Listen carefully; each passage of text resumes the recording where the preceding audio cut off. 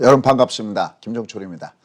자, 오늘 아침에 여러분들 눈 뜨자마자 역시 가장 먼저 한 것은 미국 증시가 어떻게 움직였는가라는 것을 보셨을 겁니다. 자, 미국 증시는 위로 올라갔습니다. 근데 하나 밑으로 내려간 게 있습니다. 바로 그것이 뭐냐면 빅스 공포지수라고 얘기하죠.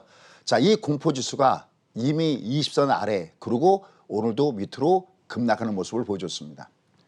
결국 점점 시장은 안정돼 가고 있습니다. 그리고 오늘 또 나왔던 중요한 내용들은 바로 렘데시빌에 대한 얘기였죠. 길레드 사이언스가 치료제로 얘기했는데 이게 중환자에 투약할 경우에 무려 그 사망률을 60% 이상 줄인다라는 얘기도 나왔고, 또 그다음에 독일의 바이언테크에서는 연내 백신에 대한 그 얘기를 긍정적으로 또 나오면서 미국 증시가 강하게 올라가는 모습들도 보여줬습니다.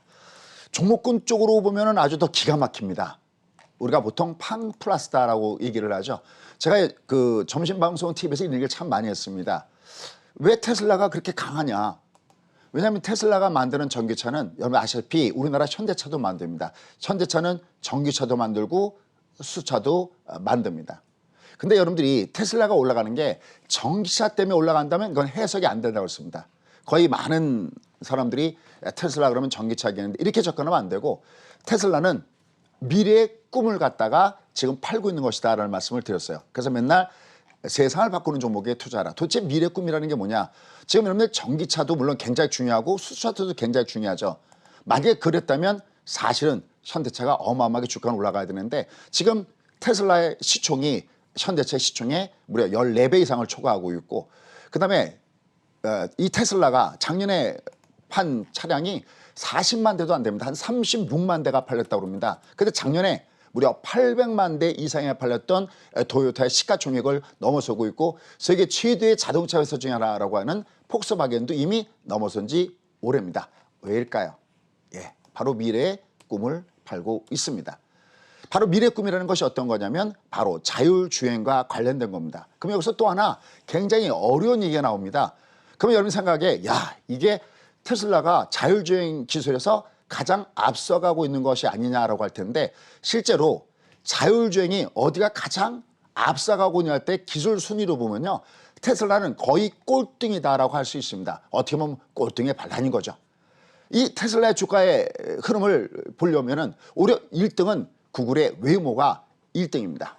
근데 문제가 있습니다. 가성비가 떨어진다는 거죠. 바로 웨이모라고 하는 이 라이다를 통해서 하는 것이 굉장히 정밀하고 좋은데 이거 아마 설치하려면 무려 1억이나 돈이 든다고 합니다. 근데 테슬라 굉장히 가격이 저렴하죠. 저는 요새 테슬라의 부상을 보면서 어떤 생각이 드냐면, 과거 바로 삼성전자가 바로 일본의 반도체를 무너뜨렸던 그때를 생각합니다. 삼성전자가 반도체 기술이 좋아서 일본의 반도체 업체들이 무너지지 않은 거, 그건 여러분들 아시죠? 바로 이 테슬라의 부상, 오늘 무려 10% 이상이나 급등을 줬습니다. 그 외에도 팡플러스, 특히 오늘 넷플릭스가 굉장히 강하게 위로 올라가는 모습을 보여줬습니다. 근데 아이러니하게도 전체적으로 시장이 이렇게 올라가면서 연준의 고민은 깊어지고 있다라는 겁니다. 왜요? 이미 여러분께 지난번에 팁을 드렸습니다. 어떤 팁을요? 연준은 지금 인플레를 고민하고 있다. 제가 인플레를 고민하고 있다는 얘기를 며칠 전에 점심방송에 말씀드리면서 저거 무슨 말도 안 되는 얘기냐라고 여러분이 생각할 수 있겠는데, 항상 주가는 미래의 꿈을 팔고 미래 꿈이 없는 주식은 밑으로 꺾어질 수밖에 없는 부분이다라는 겁니다. 여러분들 애플의 스마트폰이 나왔을 때 그때만 해도 전 세계의 스마트폰 피처폰이죠. 1등, 2등이었던 회사들이 그냥 무너져 내렸습니다. 노키아나 이런 데가, 모토로라, 노키아 이런 데가 그냥 마치 공룡처럼 그냥 무너져 버린 것이죠. 자, 최근에 이렇게 주가가 흐름을 보면 가는 것만 가는 이런 장세 패턴이 되고 있는데, 앞으로 지금의 시장은 우리가 무엇을 고민해야 될까요? 바로 그것이 연준의 고민입니다. 여러분, 제가 아이러니하게도 이 시장은 오히려 코로나19에 대한 치료자와 백신이 나오는 것이 늦춰지면 늦춰질수록 오히려 그로 인해서 악재가 나올 때마다 주식을 사야 된다고 권한 적이 있습니다. 오히려 악재를 사라라는 얘기죠. 왜냐하면 시장에서 오로지 딱 한 개 악재밖에 없다. 다른 건 악재가 아니라습니다. 코로나19가 확산되는데 왜 주가가 올라가느냐고요? 이미 말씀을 드렸습니다. 딱 오로지 한 개 악재밖에 없다. 왜? 지금 시장에서 물만 빼지만 않는다면, 즉 연준이 공급했던 유동성만 축소만 하지 않는다면 시장은 상관없이 막강한 유동성을 바탕으로 해서 올라간다고 했습니다. 자, 어제 여러분들 또 정부에서 부동산 대책을 내놨죠. 유일실 대책에 의해서 추가적인 대책입니다. 뭐 대책이 몇 번째냐 갑론을박은 있지만 그냥 카운팅하면 벌써 수번이 넘는 이런 부분입니다. 잡으려고 해도 참으로 잡기 어려운 것이 바로 이겁니다. 이미 일찍이 저는 30년 동안 이 시장에 몸담으면서 이 유동성의 힘을 맛봤습니다. 처음에 저도 너무나 좌절을 겪었습니다. 왜냐하면 학교에서 배운 대로 의하면, 제가 주식에서 나온 대로 의하면 반드시 행복은 성적순이다 배웠다. 주가가 올라갈 때는 실적만 갖고 올라간다, 경기만 갖고 올라간다 그러거든요. 지금 여전히 이 시장을 이렇게 올라갔는데도 불구하고 여전히 펀더멘탈만 갖고 따지면 지금 시장은 이해가 안 가는 것이죠. 바로 그것이 어떤 거냐? 돈빨 장세, 유동성 장세의 힘이라는 겁니다. 그런데 연준이 요새 조금씩 우리를 배신한다고 할까요? 이런 조짐들이 조금씩 나타나고 있습니다. 왜요? 연준의 패드 의장은 지난번에 말씀드렸던 대로 가장 최고 오랫동안 연준 의장을 지냈던 제2의 그린스펀 의장이 되고 싶지 않다라는 얘기겠습니다. 2000년도와 2001년도에 IT 버블과 그다음에 9.11 테러 이후에 미국의 주가가 곤두박질 쳤고 전 세계가 공포에 휩싸였습니다. 금리가 6.5%였습니다. 근데 그 금리가 내려서 얼마까지 갔었냐면 1%까지 갔었죠. 이 1%의 저금리를 상당 기간 동안 오랫동안 유지를 했습니다. 뭐를 놓쳤느냐?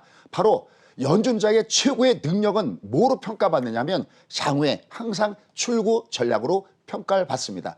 연준의 타겟팅은 두 가지입니다. 인플레이션 타겟팅, 인플레이 타겟팅. 즉 물가와 고용과 물가라는 거죠. 근데 그만 그린스펀 의장은 바로 브레이크를 밟는 타임을 놓쳐버렸기 때문에 나중에 2008년도에 소위 빅쇼트의 영화의 주제가 되기도 했다라는 말씀도 이렇게 드렸습니다. 바로 요새 연준의 제롬 파웰의 고민이 바로 그린스펀 의장이 될까 봐 고민한다라는 겁니다. 자, 이게 도대체 무슨 일일까요? 우리는 보통 연준의 이 앞에 의장이었던 제니앨런, 그 앞에 의장이었던 벤 버넌키, 특히 벤 버넌키를 뭐라고 하냐면 헬리콥터 벤이다라고 얘기를 합니다. 그러니까 쉽게 얘기하면 헬리콥터 타고 다니면서 보통 지금도 그 만화가 기억이 나는데 막 위에서 달러가 쏟아지는 그런 그림을 봤었습니다. 근데 사실은 그 헬리콥터에 타고 있는 것은 벤 버넌키가 아니라 사실은 바로 제롬 파웰이다라고 할 수가 있겠습니다. 그게 무슨 얘기냐면 연준의 첫 번째 고민은 뭐냐면 지금 돈이 뿌려지는데 이 돈이 뿌려지는 게 진짜 그야말로 헬리콥터 벤이라고 할 수 있을 만큼 돈이 뿌려지고 있다는 겁니다. 과거에 2008년도에 그 위기는 누차했던 대로 타이틀 자체가 글로벌 금융 위기다 했습니다. 금융이 위기입니다. 지금은 글로벌 금융 위기가 아니라 글로벌 경제 위기입니다. 전혀 다른 것이죠. 색깔이. 위기는 똑같아도. 그때는 금융위기니까 그냥 돈들을 갖다가 어디다 갖다만 메꾸면 됐었냐면 그냥 금융기관에다가 틀어 박았으면 됐습니다. 그런데 지금 제롬 파웰이 풀고 있는 이 돈은 어디다가 돈을 뿌리고 있느냐. 쉽게 얘기하면 시중에다가 돈을 뿌리고 있고 우리가 이것을 갖다가 메인 스트리트라고 얘기합니다. 그러니까 월스트리트랑 비교돼서 메인 스트리트, 그러니까 길가에다가 돈을 뿌리는 겁니다. 정말 헬리콥터에서 돈이 쏟아지고 있는 거죠. 얼마 정도 쏟아지고냐? 역대급이라는 얘기입니다. 우리가 그렇게 돈을 많이 뿌렸다고는 2008년도에 돈 다 뿌려봤자 대략 한 3조 5천억 달러나 4조 달러의 돈이 풀렸습니다. 미국에서 풀린 돈들이. 근데 지금은 분기별로 얘네들은 몇 년 동안 푼 게 엄청나게 풀었다고 해도 3조 5천억 4조 달러의 돈이 풀렸는데 지금은 분기마다 1조 달러의 돈이 푼다고 생각해 보십시오. 이건 어마어마한 거죠. 홍수가 나와도 이런 홍수는 없는 거죠. 우리가 소위 돈벼락 맞았으면 좋겠다. 바로 지금이 돈벼락 맞고 있는 그 흐름이 바로 지금이다라는 겁니다.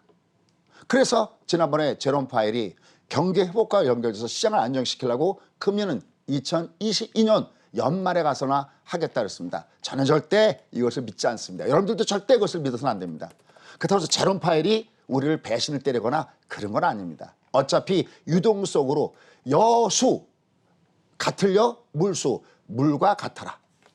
네모난 사각에다가 물을 부으면 사각의 모양이 되어야 하고 특히 주식지 않은 사람의 입장은 그렇습니다. 군자표변 둥그란 그릇에다가 물을 담으면 둥그란 모양을 해줘야 하는 겁니다. 계절이 바뀌면 전략이 바뀌어야 되는 겁니다. 특히 연준은 그걸 잘 해야 하는 겁니다. 근데 이렇게 나간다면 과연 2022년 연말까지 연준은 금리를 올리지 않을 수 있을까? 이건 거의 불가능하다라고 저는 판단을 합니다. 왜 그런가? 지금 세 가지 부분을 가지고 이렇게 말씀드렸습니다. 첫 번째, 아까 얘기했던 대로 맨스테이트가 돈을 풉니다. 이거는 금융기관에다가 돈을 푸는 거하고는 다릅니다. 지난 2008년도에 금융기관에다가 돈을 갖다가 푸는 건, 다시 말씀해서 국채를 잡아주고 몰기지를 잡아주면서 금융기관에다가 돈을 푸는 건 이건 시중에 나오질 않습니다. 그냥 딱 버티는 거죠. 뒤에 내가 있어, 시장이요, 안심하라. 바로 그것이 2008년도의 과정이었다면 지금은 이걸 사정없이 길거리에다가 돈을 막 퍼붓는 거나 똑같습니다. 우리 재정지원금 은행에다 넣고 있는 분도 계시겠지만 어떻게 하고 있습니까? 다 쓰고 있죠. 미국도 마찬가지입니다. 미국이 보통 저축률이 한 7%인데 지금 저축률이 채 1%도 안 된다고 합니다. 지금 전부 다 생계가 힘든 사람들도 굉장히 많습니다. 이렇게 돈이 왕창 풀리는데, 역대급으로 돈이 풀리고 있는데, 그런데 그것이 시중에 풀리고 있다. 그러면 어떤 생각할까요? 반드시 이것은 분명히 나중에 인플레를 유발한다는 겁니다. 지금 당장 눈에 안 보인다고 해서 그거를 조치하지 않으면 안 됩니다. 그런데 오늘 아침에 미국 증시가 올라간 원인이 바로 독일에서의 백신 얘기, 그다음에 렘데시비르를 중심으로 한 치료제 얘기. 그래? 어떻게 될까요? 지금 그렇지 않아도 여러분들 한강 고수부지, 저는 딱 두 가지 봅니다. 제가 보는 객관적인 데이터는 한강 고수부지에 사람들이 얼마나 모이는가. 항상 저는 그걸 봅니다. 사람이 많이 모였구나. 요새 사회적 거리두기 별로 안 하는데. 그다음에 제가 휴일마다 한 번씩 가서 제3의 장사 가서 힐링하는 장소가 있습니다. 냉면을 워낙 좋아해서 냉면을 먹으러 갑니다. 매번 갔던 쪽이니까요. 딱 가면 저는 주차장에 차를 봅니다.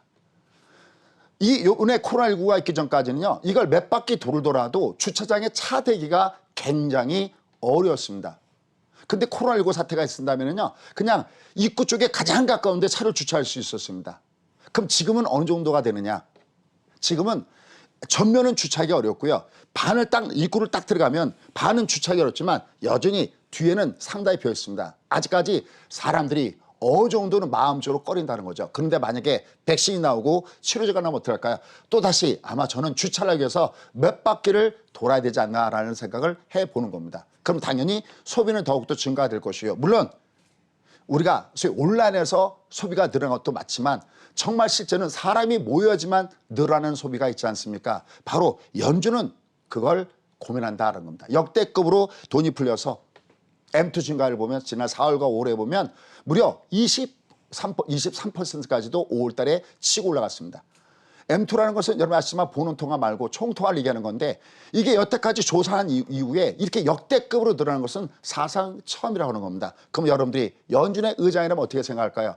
이렇게 돈을 계속해서 풀어도 될까? 이런 고민이 자연스럽게 나올 수밖에 없다라는 겁니다.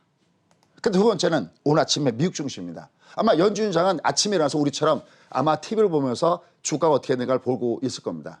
근데 어떻게 생각할까요? 가유불급. 넘치고 있다는 거죠.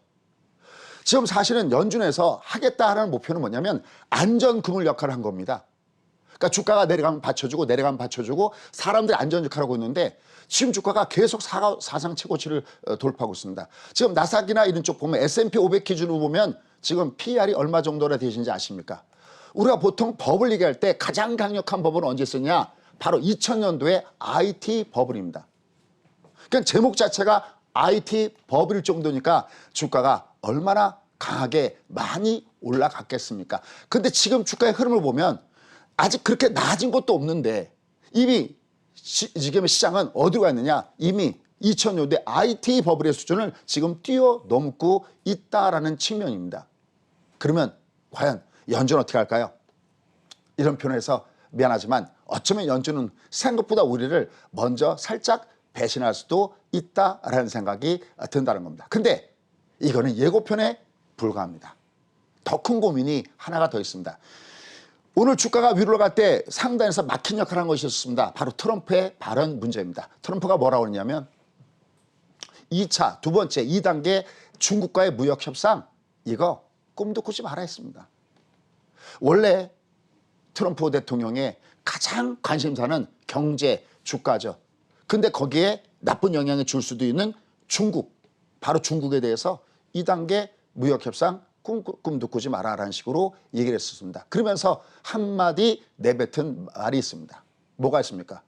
시진핑은 중국은 이 소위 얘기하는 코로나19가 우한이라는 곳에서 다른 중국, 다른 지역으로 가는 건 철저하게 잘 막았다. 칭찬인 줄 알 겁니다. 그러나 이것이 중국을 넘어서 다른 나라, 해외로 나가는 건 막지 못했다. 여러분들 원래 이 코로나19가 있기 전까지는요, 트럼프의 이번에 두 번째 대선은 지난번에 힐러리와의 대전보다 훨씬 쉽게 대통령에 당선될 것이라는 것이 일반적인 중론이었습니다. 여기를 의심하는 사람은 단 한 사람도 없었습니다. 근데 코로나19 나타나면서 완전히 정말 묵사발이 되고 있습니다. 최근에 지지율이 너무나 밑으로 내려가고 지금 시장이 조 바이든 쪽으로 쏠리고 있고, 보통 우리가 지지도나 이런 것보다 더 믿을 만한 게 뭐냐면 정치자금이거든요. 정치자금이 몰려드는 걸 보면 조 바이든 쪽으로 굉장히 강하게 몰려 들어가는 것을 우리가 알 수 있습니다. 근데 바로 중국이 부상하고 있습니다. 무슨 얘기일까요? 얼마 전에 여러분들 홍콩 보안법이 통과가 됐습니다. 많은 사람들이 어떻게 예상했냐면 이제 걸렸다.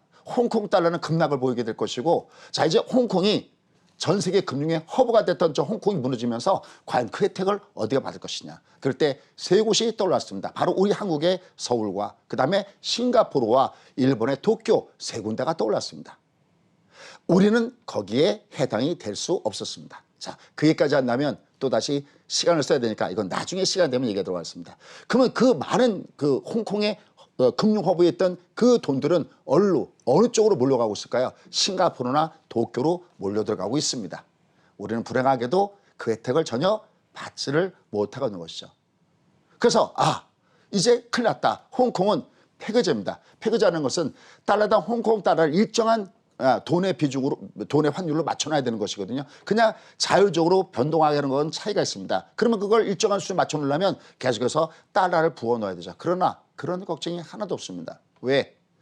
돈들이 역으로 빠져나가는 돈보다 홍콩을 통해서 중국으로 들어간 돈들이 너무나 많기 때문입니다. 이게 완전하게 이번에 어떻게 보면 헛발질하고 있는 거랑 마찬가지로 되는 거죠. 여러분 아시다시피 미국 사람들은 여론조사에서 3명 중에 2명은 중국을 싫어합니다.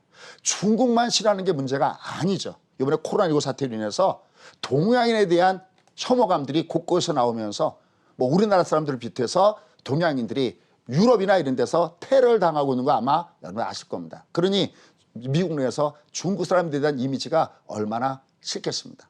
그러니까 트럼프도 시간만 되면 중국을 때리고 나서는 거죠. 그런데 연준의 돈풀기 정책이 의외로 중국을 돕고 있고 홍콩을 돕고 있는 현상이 나타나고 있습니다. 무슨 얘기냐? 여러분 요새 트럼프가 마이너스 금리 전혀 얘기하지 않죠. 왜 그럴까요? 이 금리를 예전 같으면 미국이 제로 금리를 하고 그다음에 양적 완화를 하더라도 미국의 돈 가치는 굳건했었고 많은 돈들이 여전히 미국으로 몰려들어가는 현상이 여전히 많았었습니다. 그런데 최근에 달라지고 있습니다. 미국의 돈 가치가 밑으로 떨어지면서 상대적으로 돈은 수익이 낮은 곳으로부터 높은 곳으로 흐르죠. 그런데 중국의 기준금리 연평균 3.85입니다. 미국은 제로금리죠. 그리고 10년 만기 국채 기준으로 보면 대략 한 2.9%의 수익입니다. 그러니까 돈이 어느 쪽으로 흘러가 들어가는 거냐? 역설적으로 미국이, 그러니까 지난번에 한번 이런 얘기 했는데 지금 전 세계 돈의 자금들은 약달에다가 배팅하고 있는 겁니다. 바로 그런 부분들이 중국의 부상을 갖고 오는 거죠. 그러니까 연준의 고민이 깊어지는 겁니다. 이렇게 계속해서 돈을 풀었다가는 이 현상은 더욱더 심해질 것이 아니냐라는 고민이 여기에 있는 겁니다. 그래서 실제적으로 그 현상들이 나타나기 시작했습니다. 그 현상이 뭐냐? 살살살살 예전에 수도꼭지를 저희는 어렸을 때 소위 공동수도, 아마 젊은 친구들은 잘 모를 겁니다. 마치 마을에 우물 하나가 있듯이 언덕 같은 그 위에 공동수도, 그러니까 큰 대야 같은데 이렇게 탁 틀면은 목욕탕에서 물 틀면 나오듯이 콸콸콸콸 나오는 그런 공동수도였습니다. 그렇게 연준이 분기별로 1조 달러 대략 한 연준에서 푸는 자금들 포함해서 또 재정정책이 있죠. 정부에서 푸는 재정정책 합해서 1조 달러의 돈이 콸콸콸콸 쏟아나왔는데 얘를 조금씩 잠그기 시작했다는 겁니다. 어디에서? 레포시장에서. 레포시장 아시죠? 초단기 예, 그러니까 뭐 헤지펀드나 이런 쪽에서 자기네가 국채나 이런 거 갖다 맡기고 돈을 초단기로 빌려서 그보다 높은 데다가 투자해서 이익을 얻는 요 적극적으로 활용되는 레포시 향해서 요걸 갖다 살살살살 조이기 시작하는 이런 조짐들이 나타나고 있습니다. 결론. 우리는 어디다가 신경을 써야 되냐.